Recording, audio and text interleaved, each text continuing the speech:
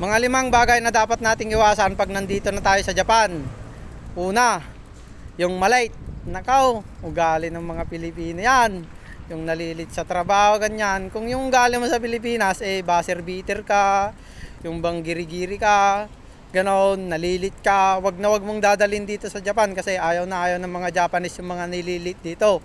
Pag pinapasok ka ng alas 7, ganon, dapat pumasok ka mga 6:40, 6:50, ganon. Mas advance ka para hindi sila magalit, ganon yung gusto ng Japanese. Kasi ayaw na ayaw ng mga Japanese yung mga nalilate, ganyan. Ayaw na ayaw nila yon, kaya iwas-iwasan natin yon. At ang pangalawa naman, yung nagyayabang. Yung bang halimbawa, tinanong sa'yo, alam ko to, ganito. Tapos pinagawa sa'yo, hindi mo naman pala nagawa. Nagmamayabang ka na, ganito, alam ko yan. Yan, at may isa pa, yung halimbawa, may ginagawa yung ninaagawan mo ng trabaho, ganon. Yung parang mas magaling ka, ayaw na ayaw ng mga Japanese yung ganon. Kasi, ang Japanese, pag nasasapawan niya mga yan, yung alam nila na i-underestimate sila ba, ayaw nila ng ganon. Kaya ang gusto nila, kahit alam mo, mas magaling pa rin sila. Ganon yung gusto nila. Kaya minsan, ang ginagawa ko, kahit alam ko yung trabaho, sabi ko na lang na, waka na na para kung ba sila yung gagawa, ganon, mga diska-diskartihan na lang ba. At ang pangatlo naman, yung bigla-biglaan nag-a-absent, ganon. Ugali din natin mga Pilipino yung ganyan. Yung bang napagod tayo nung nakarang araw, mag-a-absent na lang tayo bigla-bigla ba, wala tayong papaalam sa mga boss natin, ganyan. Wag natin gagawin yon. Kasi ayaw na ayaw ng Japanese yan. Ang ginagawa kasi ng mga Japanese, pag halimbawa may mag-absent na mga trabahante nila, kumukuha sila ng mga kapalit dyan, yung papalit dun sa pisto mo para hindi mahirapan yung kasama mo sa trabaho.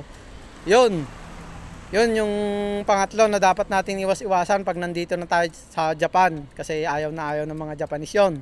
Ang pangapat naman ay yung pagsisinungaling. Ang galing natin mga Pilipino yung ganyan na pag nagkakamali tayo linilihim ba natin. Halimbawa na lang, yung may trabaho kayong ganon, tapos may nasira kang mga gamit, ganon, tapos hindi mo sinabi, hinayaan mo lang, tapos yung susunod sa'yo, yun na. Siyempre magagalit na yung kaysya doon kasi hindi mo sinabi na may nasirang mga gamit, ganyan. Ang masisisi doon yung susunod sa'yo kasi hindi mo sinabi na may sira. Siya mapapagalitan doon. Tapos damay-damay na yan. Kaya yung pagsisinungaling na yan, wag natin gagawin pag nasa trabaho na tayo, nandito na tayo sa Japan. Ang panglima, ang panghuli, yung pagbati naman yan, yung hindi ka na bumabati sa umaga, ganon. Ay naku po, wag nating gagawin yon pag nandito na tayo sa Japan kasi napaka-importante yon.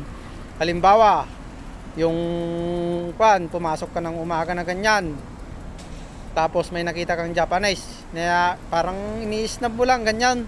Hindi ka na "Gohayo gozaimasu", ganon, "good morning".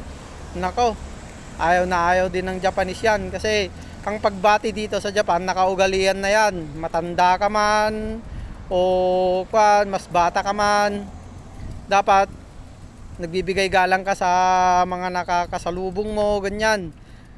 Ganon kaalaga yung pagbati dito sa Japan. Pero hindi ko linalata, kadalasan kasi sa mga Pilipino dito, di kaya mga gaijin, mga lahing dayo dito sa Japan, yung bang natapos nila yung 5 taon, ganon, 4 na taon, yumayabang na sila, nagkakasungay na sila. Yung bang pag makasalubong sila ng mga nila, mga senpai nila, mga boss nila, hindi na sila nag-"Gohayo gozaimasu", ganon. Bastos yung ganon. Kaya pag ikaw nandito ka na sa Japan, iwas-iwasan mo yung hindi pagbati sa umaga, ganon, at sa hapon. Kasi sa mga Japanese, yun yung isang paraan ng yung pagrespeto sa kanila, yung pagbati talaga. Kaya kayong mga pupunta dito sa Japan at nagbabalak na mag-Japan, pag nandito na kayo sa Japan, yun yung mga 5 bagay na dapat na iwasan nyo. Sana nakatulong. Hanggang dito na lang.